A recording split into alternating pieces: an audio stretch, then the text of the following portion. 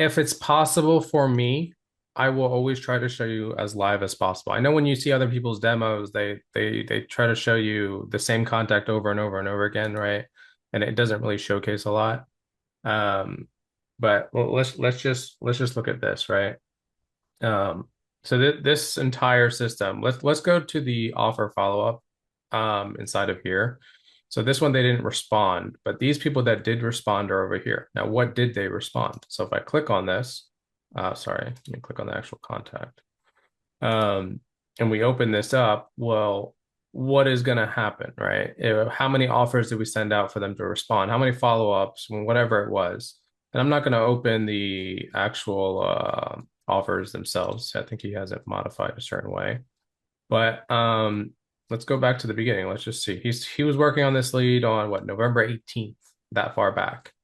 Um, whatever information was given, maybe he sent out an offer letter of intent, follow-up text messages, so forth, right? And notice every time, like how he moves things, interested, send offer to responded, this was automated, right? So we sent him an offer because there was responses, the system automatically moved it to responded set status. And then again, same thing. I don't know what happened here with this example, but they D&D'd him as well.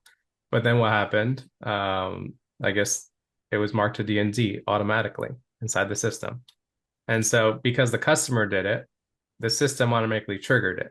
And so what did he do? He went up re-enabled it so he can actually reach out back to them again. Uh, Please reach out to the seller for all. Okay, so they're no longer dealing with the agent anymore. That's cool to know. So what did he do? Again, he moved it from DNC to responded set status again. So like you'll see that this is probably automated as well. Like I don't think he manually did this because they responded and it was in the DNC. Anything that triggers they respond to you or they send a text message, it's always going to force it to the respondent set status unless it's in negotiations. Okay. So that's one part of it, one example.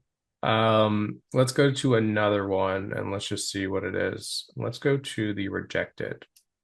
So let's look at the one of the rejected ones inside of here. So you can kind of see the process. And slow me down if I'm going too fast rather than to just, if you want me to deep dive into something specific. But Right.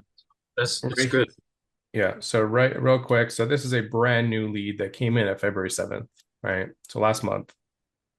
But also you'll notice the lead was created in the relationship pipeline as well.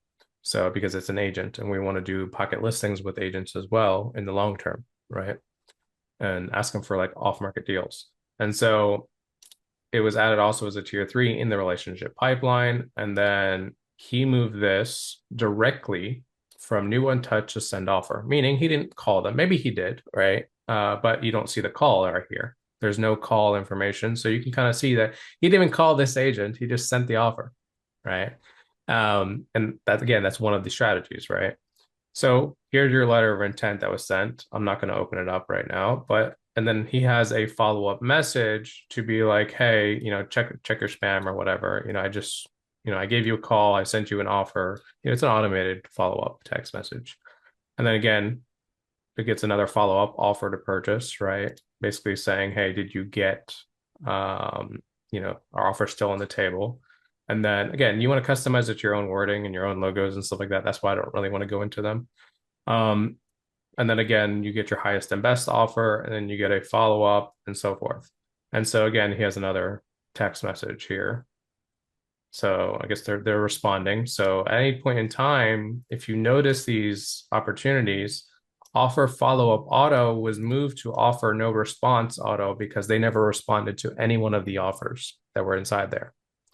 And then as well, I guess he manually texted them at this time because, or maybe he has an automation he added onto it that anytime something goes to offer no response, well, he needs to still reach out for all that carrier pigeon, right? Like do what you need to do to get a hold of that person. And so they responded through text. And so what happens when they responded? Well, it automatically moves back to your responded set status. So you can work on something that's important to you, right? Only work on the deals that people respond. And then, whatever, this the continuation of what happened on here. and I guess they rejected the offer or something. So we'll leave it at that for that particular deal. Again, right, like how you operate your system might be a little bit different than everyone else's, but the automations are in place where even if you didn't want to do anything, it'll just do it for you.